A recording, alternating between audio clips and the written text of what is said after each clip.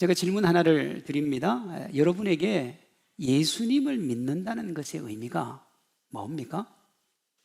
내가 하나님을 믿고 예수님을 믿는다고 할 때 그 믿음의 의미가 뭐냐는 거예요.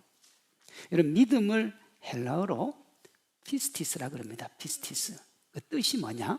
성실이에요. 우리나라 말은 믿음과 성실이라는 단어가 다 있어서 다른 줄로 아는데 헬라어에는 믿음이 곧 성실이에요. 그럼 성실이라는 게 뭐냐 그러면 예수님이 걸어가신 길을 걸어가는 제자의 삶. 그러니까 성실, 신실 다 똑같은 말이죠. 그러니까 믿음은 뭐하고 관련이 되어 있느냐 그러면 삶하고 관련이 되어 있습니다. 그러니까 믿음이 뭐라는 거예요? 삶이라는 거예요. 하나님을 믿는다는 것, 예수님을 믿는다는 것은 말씀을 아는 것을 넘어서 일단 알아야죠. 모르면 아무것도 못하니까 말씀을 아는데 그 아는 것을 넘어서 아는 말씀을 삶에서 살아내는 거예요. 그게 믿음입니다. 오늘 본문은 그걸 이렇게 얘기해요. 우리 조상 아브라함이 그 아들 이삭을 제단에 바칠 때에 행함으로 의롭다 하심을 받은 것이 아니냐? 네가 보거니와 믿음이 그의 행함과 함께 일하고 행함이 믿음으로 온전하게 되었다. 그래. 여러분, 이 말씀은 해석할 필요가 없습니다. 그냥 말 그대로예요. 그래서 이 앞구절에 20절에 보면 뭐라고 나오냐면 허탄한 사람들아. 뭐예요?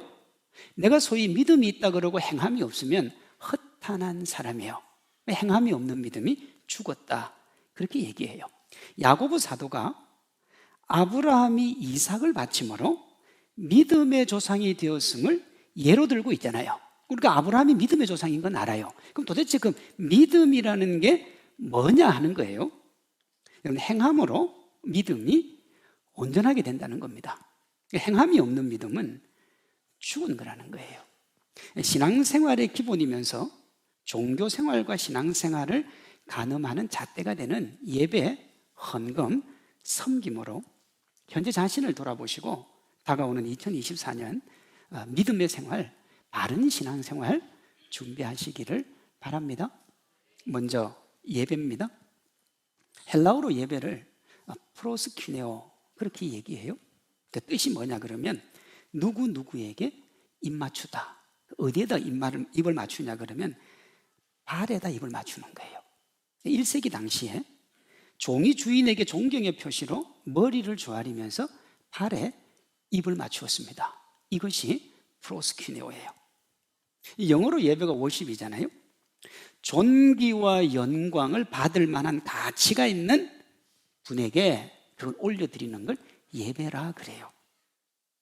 맥락상으로 보면 하나님을 최고로 인정하고 하나님께 그에 합당한 예우를 올려드리는 것, 그것이 예배입니다. 종합하면 예배는 유일한 경배의 대상이신 하나님께 예배자가 자신의 전 인격에서 우러나오는 경외심을 가지고 경배하고 찬양하는 거예요. 그게 예배라고요. 여기서 우리가 중요한 게 뭐냐? 전 인격입니다. 제가 질문을 하나 드릴게요. 예배는 봅니까? 드립니까? 조금 애매한 분들을 위해서 제가 다시 한번 질문할게요. TV를 봅니까? 드립니까? 이것도 헷갈립니까? TV를 봅니까? 드립니까? 봅니다. TV를 드린다 그럴 때는 누구에게 TV를 선물하는 거예요. 그게 드린다예요. 우리가 TV를 켜놓고 내용을 보는 것은 TV를 본다 그러지 드린다고 안 해요. 1시간 안에 이루어지는 예배 시간만이 아니라 일주일의 나머지 167시간까지 이 1시간의 예배에 가지고 와서 하나님께 드리는 것, 그걸 뭐라고 그러냐? 예배라고 한다는 거예요. 여러분, 일상의 삶과 하나님을 하나님으로 인정하는 예배는 분리되지 않습니다. 그러므로 예배는 뭡니까? 드리는 겁니다. 예배는 드리는 거예요. 로마서 12장 1절은 이걸 이렇게 얘기해요. 형제들아, 내가 하나님의 모든 자비하심으로 너희를 권하노니 너희 몸을 하나님이 기뻐하시는 거룩한 산 제물로 뭐 하라고요? 드리라. 이것이 너희가 드릴 영적 예배니라 그랬습니다. 그 영적 예배가 뭐냐? 우리가 하나님 앞에 우리 몸을 산 제물로 드리는 거예요. 그럼 산 제물이라는 게 뭐냐? 일상의 삶 전체를 드리는 거예요. 예수님은 요한복음 4장 24절에서 이걸 이렇게 얘기했어요.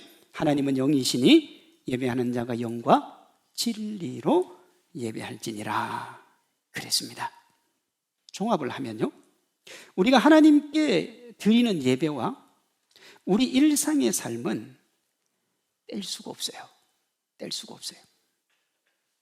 영과 진리의 예배와 몸을 산 제물로 드리는 예배가 같은 의미라고요.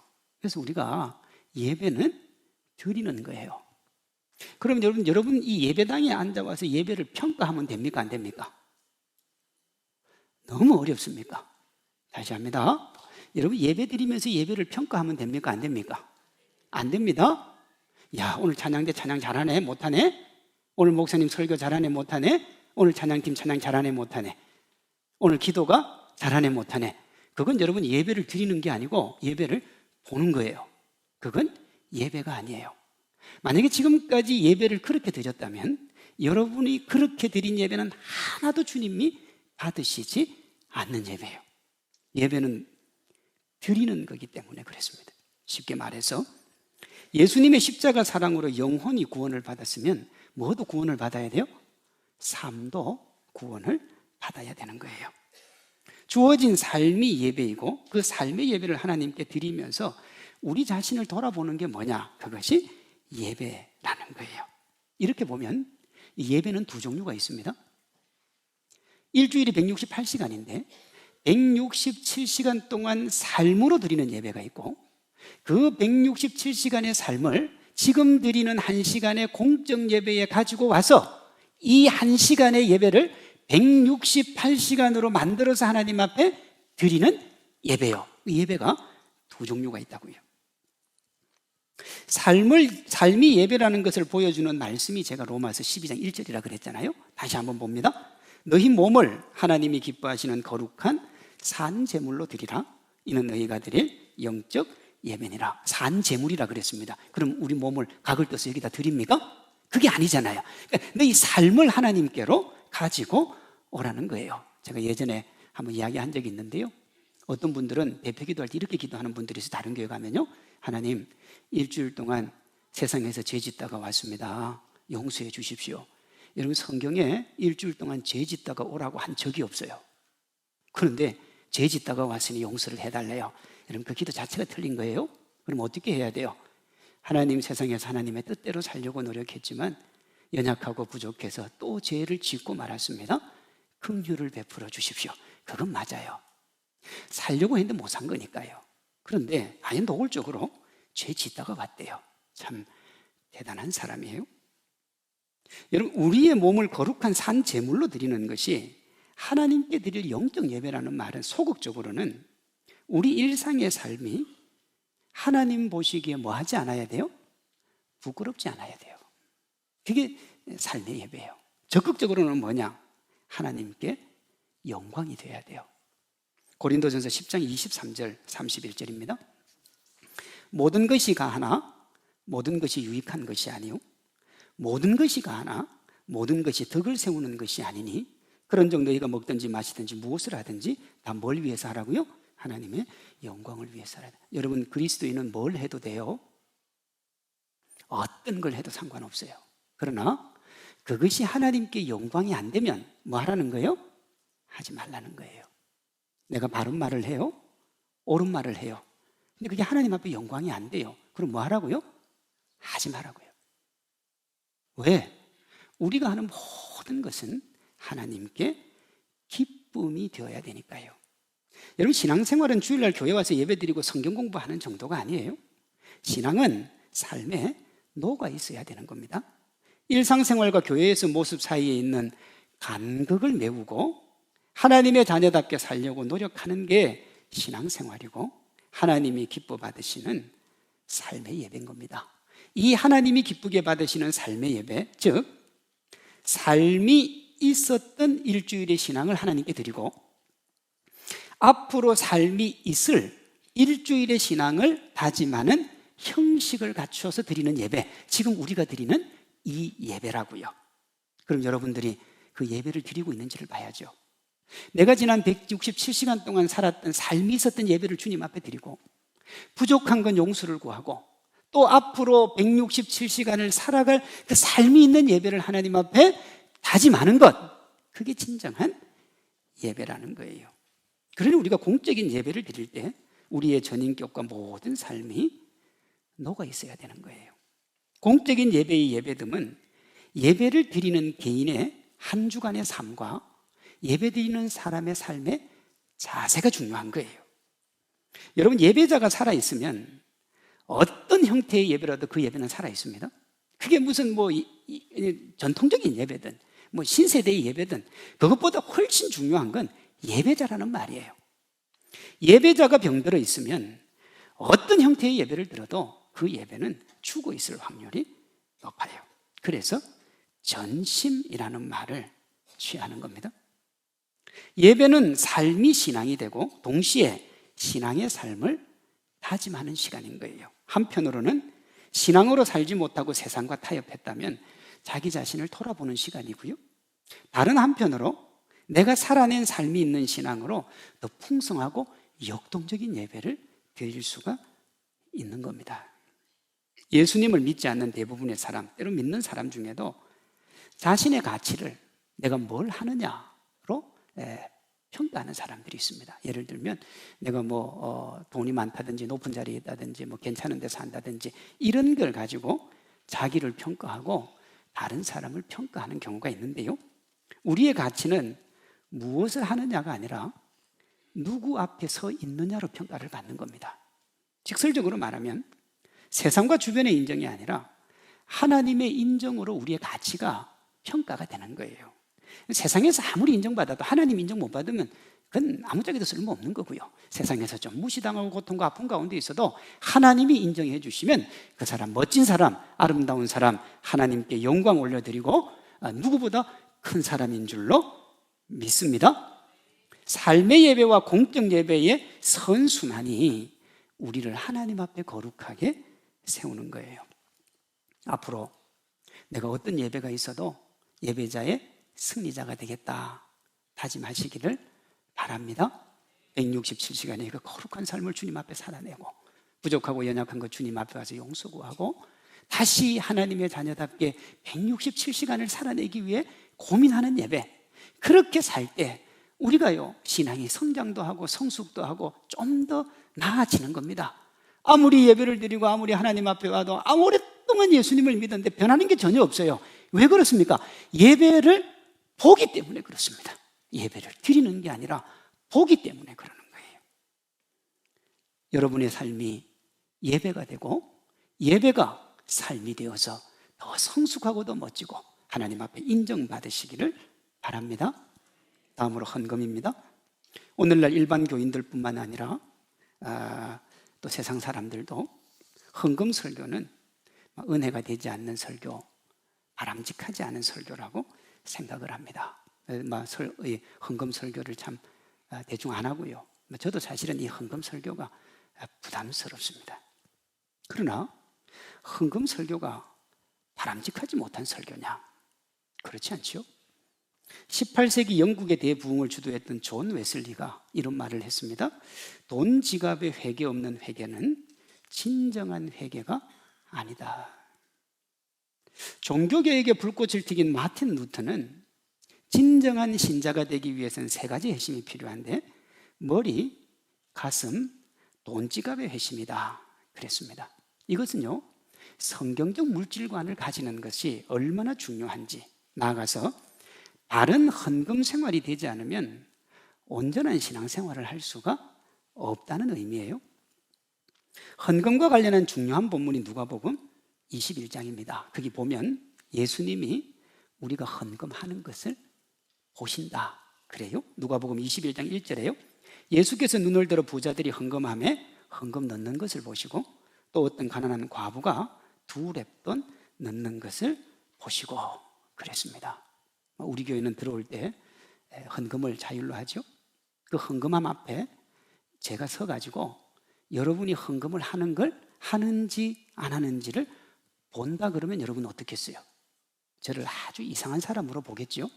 거기다가 봉투에다가 했는데 봉투를 열으라 그래가지고 액수까지 확인을 해요. 그러면 여러분 저를 어떻게 보겠습니까? 괜찮습니까? 근데요, 이 누가복음 21장에 보면 예수님이 액수까지 봤어요. 예수님이 우리가 헌금하는 것을 보신다는 말에 하나님 앞에 예배 드릴 때 헌금은 기본이라는 겁니다. 그래서 여러분 예배 순서에 헌금 순서가 있는 겁니다. 우리 교회는 방금 얘기했던 것처럼 예배당에 들어올 때 자율적으로 헌금을 합니다. 이때 자율은 헌금을 해도 되고 안 해도 된다는 의미의 자율이 아닙니다.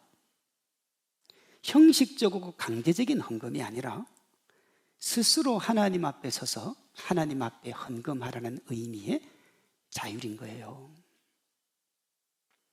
어떤 분들은 이렇게 얘기하잖아요. 어느 교회 가니까 잠자리채처럼 생긴 거 가지고 헌금 시간에 쫙 돌리고 돈을 걷더라. 근데 어느 교회 가니까 그 헌금 안 하는데 그렇게 헌금하는 교회가 좀 문제가 있다, 뭐 그렇게 얘기할 수 있는데요, 만약에 그게요, 나 스스로 하나님 앞에 성실하고 정직하게 서서 내가 믿음을 보여야 되는데 그렇게 함으로 해서 우리의 진정성을 훼손한다는 의미에서 그렇게 얘기한다면 맞아요. 그렇게 하는 게 맞아요. 그런데요, 헌금하기 싫으니까, 바구니가 오면 헌금을 해야 되고 바구니가 안 오면 헌금 안 해도 되니까 그렇게 하면 안 된다고 생각을 한다 그러면 여러분 그건 심각한 신앙의 문제가 있는 거예요. 물론 초신자들에게 헌금이 어려울 수 있습니다. 수입의 10분의 1을 드리는 11조가 엄청난 결단이죠. 너무 부담 가질 필요는 없어요. 주일 헌금부터 하시면 되는 겁니다. 주일날. 그리고 신앙생활을 오래 하신 분 중에도 헌금을 어려워하는 분들이 있습니다. 많은 이유가 있겠지만 습관이 안 된 거예요. 습관이요. 저는 우리 집 두 아이에게 정말 어릴 때부터 용돈을 줬습니다. 용돈을 준 가장 중요한 이유가 뭐냐 그러면 스스로 헌금하는 습관을 키우기 위해서 용돈을 준 겁니다. 저는 청소년 사역을 오래 했는데요, 청소년 사역 하다 보면 이 헌금을 할 때 헌금을 안 하는 친구들이 있어요. 물어봐요. 제가, 야, 넌 왜 헌금을 안 하냐 이렇게 얘기합니다. 아침에 엄마가 헌금 안 줬어요. 그럼 그 아이가 하는 헌금 자기가 하는 자기 겁니까? 엄마 겁니까? 너무 어렵습니까? 오늘 뭐 딱히 제가 어렵게도 얘기 안 하는데 그러시. 엄마가 준 걸 넣으면 엄마 헌금입니까? 자기 헌금입니까? 여러분 그건 엄마 겁니다.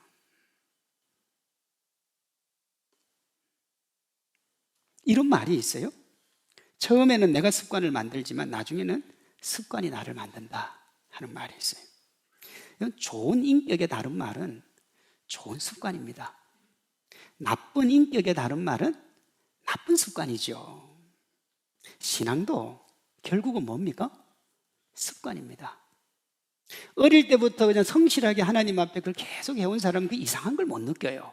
그러나요, 중간에 저처럼 이렇게 중간에 예수님을 믿은 사람들은 이게 이제 헌금을 하다가도 다른 데 쓸 때가 생기면 전용을 합니다. 이 급한 데 먼저 쓰는 거예요. 그게 말이 안 된다는 걸 몰라요. 왜? 내 거니까요. 앞에서 예수님이 우리가 헌금하는 것을 보신다 그랬습니다. 그러나 보기만 하시는 게 아니라 평가까지 하세요. 3절입니다.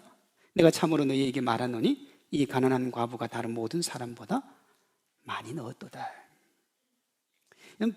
부자가 헌금을 더 많이 했겠습니까? 가난한 과부가 더 많이 했겠습니까? 부자가 많이 했습니다. 액수로는. 그런데 예수님이 뭐라고 하느냐? 과부가 더 많이 했다 그래요? 이것을 가른 것은 믿음이고 신앙 고백의 마음입니다. 예수님이 평가하는 것은 돈의 액수가 아니에요. 마음이죠.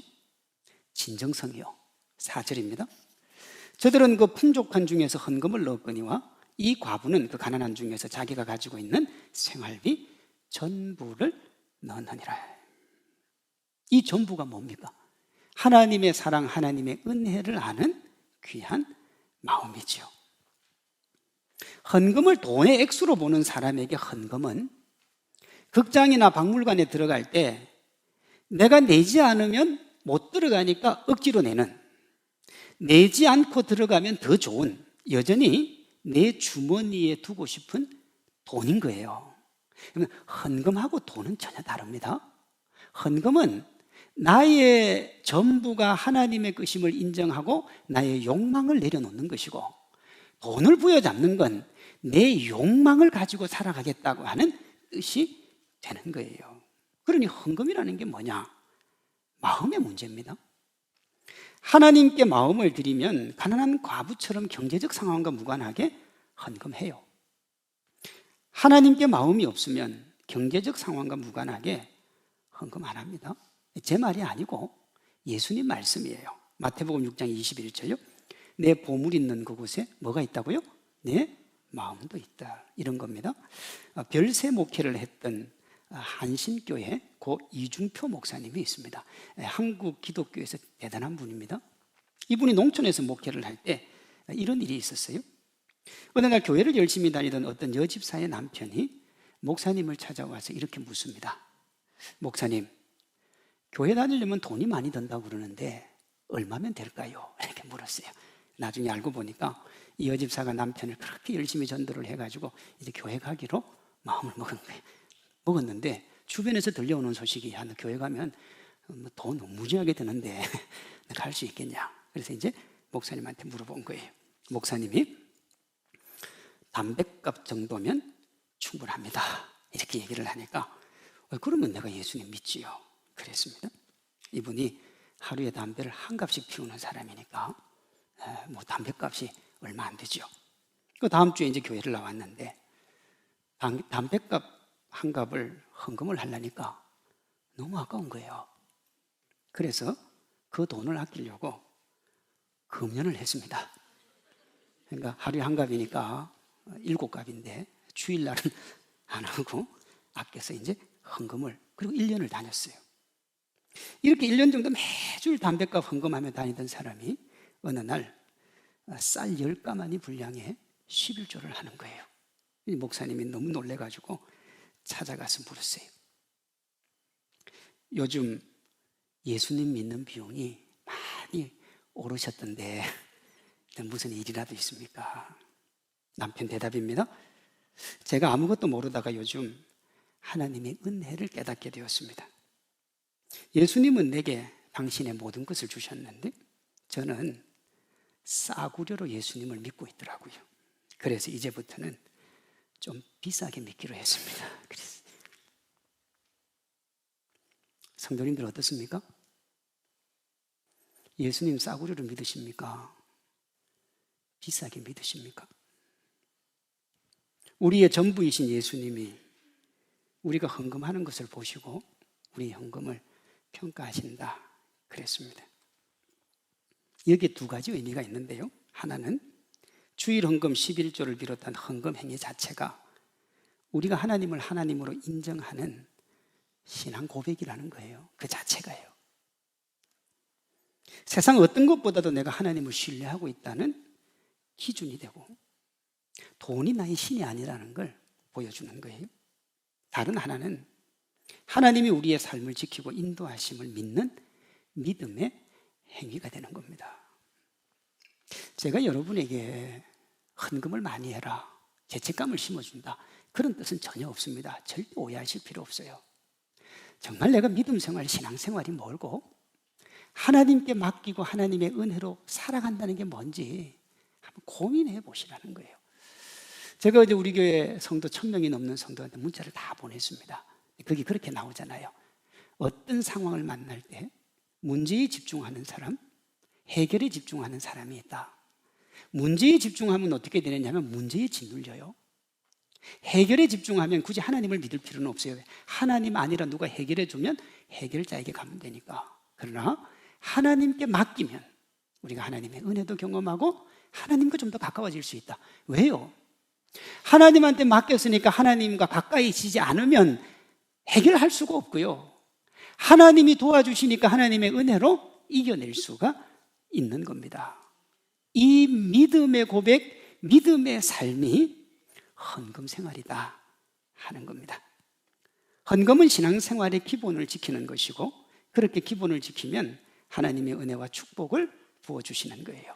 과부가 2렙돈, 라면 한 그릇도 안 되는 헌금을 하나님 앞에 드렸을 때 예수님이 뭐라고 했느냐 그러면 전부를 줬다 그랬어요. 그러면 여러분, 예수님이 그 돈을 돌려줘야 돼요? 안 돌려줘야 돼요? 돌려줘야죠. 전부니까. 전부를 해가지고 먹고 살 것도 없는데 그걸 주님이 받으신다고요. 안 돌려줘요. 그리고 주님이 어떻게 하시느냐, 30배, 60배, 100배로 그 인생을 책임져 주시는 줄로 믿습니다. 삶을 책임져 주시는 거예요. 그저 그 작은 돈이 아니라 그 여인의 인생, 그 여인의 영혼까지 책임져 주시는 겁니다. 건강한 헌금 생활의 다짐으로 성장과 성숙으로 나아가고, 그 위에 부으시는 하나님의 차고 넘치는 은혜, 매일매일의 삶에서 누리시기를 주님의 이름으로 축원합니다. 마지막으로 섬김입니다. 요한복음 13장 14절에 이런 말씀이 있어요. 내가 주와 또는 선생이 되어 너희 발을 씻었으니 너희도 서로 발을 씻어주는 것이 옳으니라. 예수님이 이 말씀을 하신 자리가 이 땅에서 마지막 식사를 하신 자리예요. 최후의 만찬이라 그래요. 예수님이 제자들과 식사하시다가 자리에 일어나서 대야에 물을 떠서 제자들의 발을 씻고 수건으로 닦아주셨어요. 그리고 이렇게 말씀을 하세요. 14절 15절 내가 주와 또는 선생이 되어 너희 발을 씻었으니 너희도 서로 발을 씻어주는 것이 옳으니라. 내가 너희에게 행한 것 같이, 잘 보셔야 돼요, 너희도 행하게 하려 하여 본을 보였노라. 예수님이 이 땅에서 마지막 33년의 인생을 사셨어요. 12명의 제자를 키웠는데 이 12명의 제자 가룟 유다 빼고는 고단하고 슬픈 인생길을 살아갈 거예요. 그 고단하고 슬프고 아픈 인생을 살아가는 그들을 보니 너무 애처로워서 우리 주님이 마지막에 발이라도 한번 씻어줘서 저들을 위로해 줘야 되겠다. 여러분, 그래서 발 씻어줬습니까? 아니잖아요. 예수님이 뭐라고 하시느냐 그러면, 내가 너희에게 행한 것 같이 너희도 행하게 하려 하여 내가 본을 보이기 위해서 이걸 한 거지 다른 의도 없다는 거예요. 너희가 나를 주인으로 섬기고 내 믿음의 길을 따라가면 너희는 반드시 내가 섬기던 그 길을 섬기라는 거예요. 섬기라는 거예요. 그래서 내가 이 마지막에 이 퍼포먼스, 조금 더 안 좋게 얘기하면 내가 지금 이 쇼를 하고 있다는 거예요. 여러분, 여기 예수님을 믿는 사람이 해야 될 2가지가 내포가 되어 있는데, 하나는 뭐냐? 섬김은 제자의 본질이라는 거예요. 다른 하나는 제자는 예수님의 사역을 계승을 해야 된다는 거예요. 섬김이 제자의 본질이라 그랬잖아요. 너희가 서로 발을 씻기는 것이 옳으니라. 14절에 이 옳다가 원어로 뭐냐 그러면 옵셀레이트입니다. 옵셀레이트. 그 뜻이 뭐냐? 어떤 것을 마땅히 해야 될 의무 아래 놓여 있다. 마땅히 해야 되는 거예요. 섬김이 당연한 의무라는 거예요. 하고 싶으면 하고 하기 싫으면 하지 않아도 되는 그런 게 아니라는 거예요. 이 섬김은요. 여러분, 세상에서는요, 높은 자리에 있으면 섬김받고 낮은 자리에 있으면 섬겨야 됩니다. 그게 익숙해서 섬김을 받아야 한다고 하는 이들이 있어요.